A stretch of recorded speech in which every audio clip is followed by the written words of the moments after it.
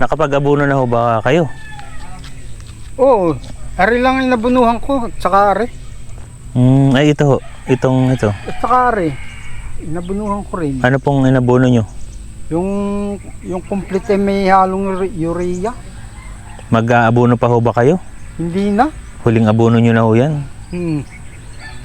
Kaya, ilang araw na po kayong nag-abono? Yung 29-30. Ay di nung ano pa lang, limang araw pa lang. So huling pag-aabono nyo na yun.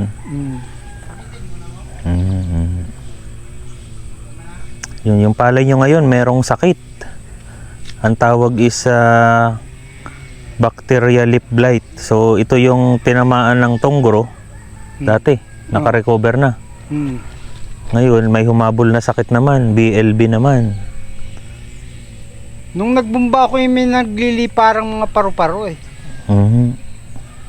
So tama-tama, meron kayong gamot dyan na pang BLB, testingin natin kung effective. Sa Sabado raw mag-i-spray kung mainit. Sa Sabado. Ano yun? ICC.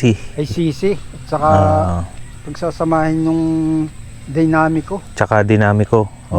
Yan. So yun ang testing natin na i-spray dito dahil ito pagka ordinaryong tingin parang wala naman sakit. Pero pag lulusungin mo yung palaya nyo, may makikita kayong sakit. Ayan, so yun, titingnan ko lang ho.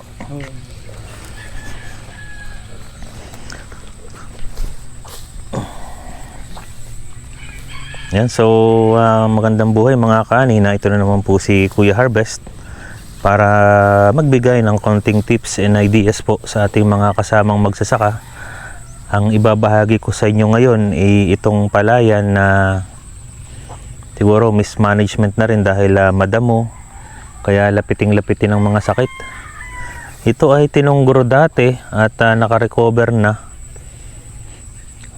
Mukhang kinaya naman ng mga pinalagay natin. Ang isang naging problema naman base sa tingin ko ay yung pagkakameron nila ng tinatawag na bacterial leaf blight o yung BLB. So kung lulusungin natin, ganito yung naging hitsura.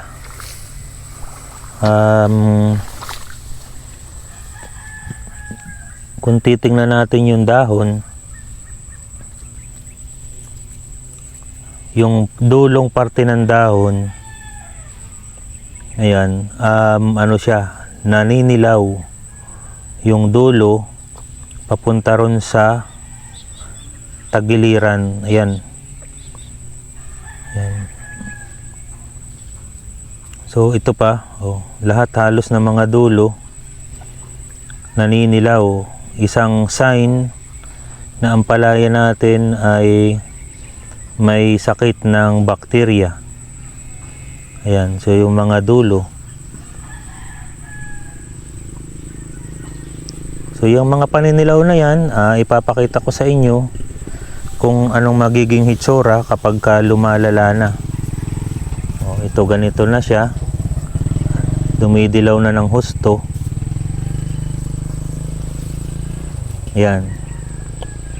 So yan natutuyo ang dulo. At yan ay kapag hindi natin naagapan sa paglalapa ho yan. Ito basag. Siyempre kakatapos lamang ng bagyo kahapon. Yung mga dulo ng dahon ay nagtama-tama na din, so isa rin yan sa nagpapabilis sa pagkalat ng sakit. So ang tawag natin dyan is bacterial leaf blight. So kapag medyo malala na siya, ganito na ang nagiging itsura niya,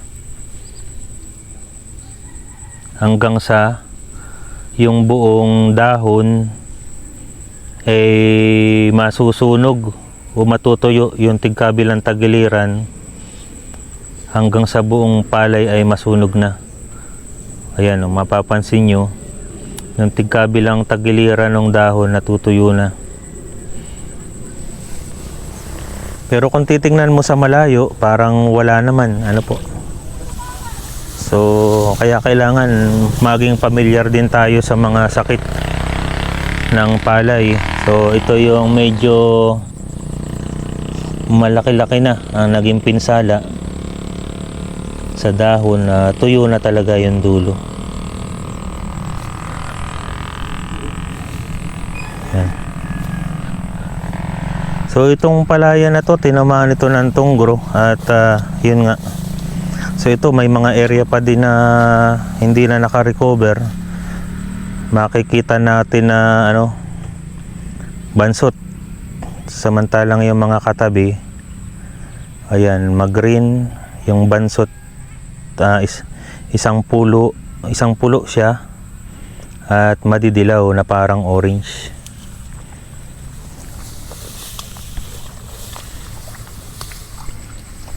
So tingnan din natin kung naglilihi na itong palay, kasi pag tiningnan mo yung buong area niya naninilaw. So malamang naglilihi na rin itong palay na ito. So ang gagawin natin, hahaplosin natin yung palay, yung pinakamataas na dahon, yun ang kukunin natin, yung puno.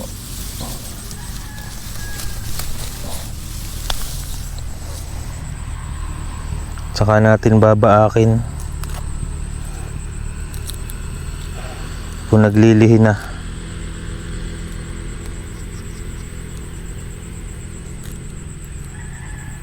Ayan, meron ng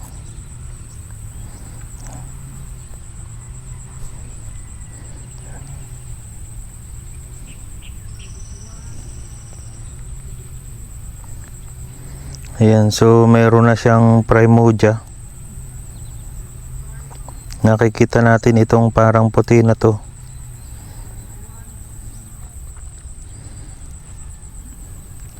So ito na yung pag-uuhayan. So ito kinakailangan ng abunuan dahil ito na magsisimula na siyang magpalabas o magpalaki ng mga butil. So yun ay nakadepende sa ang dami ng butil, ay nakadepende sa pag-aabuno natin. Mas maraming pagkain, mas maraming butil ang kanilang ibubutil. So kaya napaka-importante para sa akin ng matimingan natin yung paglilihi ng palay, tapos malagyan natin agad ng abono na potassium at nitrogen o urea na magkasama. So ang standard na paglalagay ko po nito sa tag-ulan, isang sakong urea, ihahalo mo sa kalahating sakong muriate o potash. Kaya dapat yung mga ganitong panahon na naglilihi na ang palay, wala ka na dapat makikitang damo sa palayan. At the same time, kinakailangan linisan mo na rin yung mga pilapil. Dahil itong mga panahong ito, gustong gusto na ito ng mga daga na puntahan. Naaamoy ho nila yan. So syempre ang daga, dadaan yan sa maduming pilapil. So ganun po ang kaya dapat importante ho yung kalinisan. So punta tayo sa ibang area na tinamaan pa rin ng tunggro. Kaya lang kausap natin si farmer kanina, hindi na raw siya magpapaabono.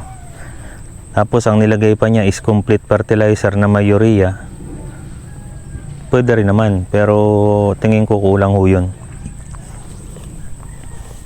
Kasi kung nilagyan niya na 5 days ago, tapos madilaw pa rin na ganito yung palay, sabihin kulang pa rin. Isa pa, dumidilaw din naman ang palay kapag talagang siya ay naglilihi na. Pero kung nalagyan mo na ng abono at madilaw pa rin, ibig sabihin may kakulangan pa rin sa sustansya. So pakita ko lamang sa inyo yung diferensya, no? Ito yung palay na parang dapat model na palay na ganito dapat ang itsura. So walang damo, yan, malinis, mag-green. So ito dapat ang palay.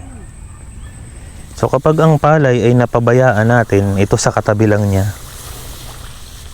ayan, tinamaan dati ng tunggro pero naka-recover naman. Dahil kung mapapansin nyo, yung mga batang suwi ay mga bago na. Pero yung mga matatandang dahon o yung mga batang dahon, mga bago na, yung matatandang dahon patay na. So recover na siya. So ang palay natin kapag ka napabayaan natin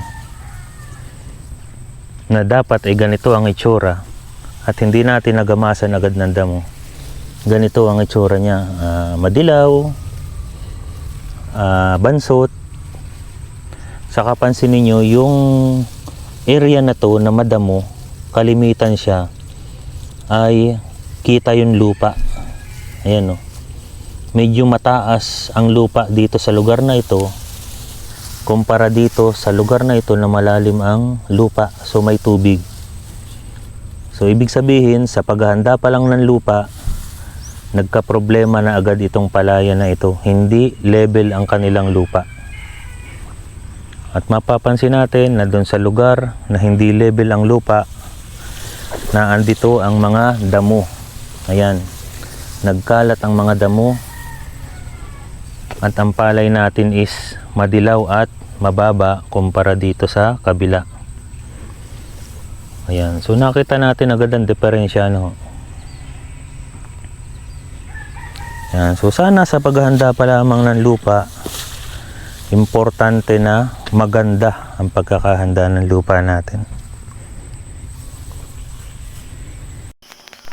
So para po dun sa pagkakameron po ng bacterial leaf blight, early stage, palalagyan po natin ito ng ICC o yung ionic copper concentrate.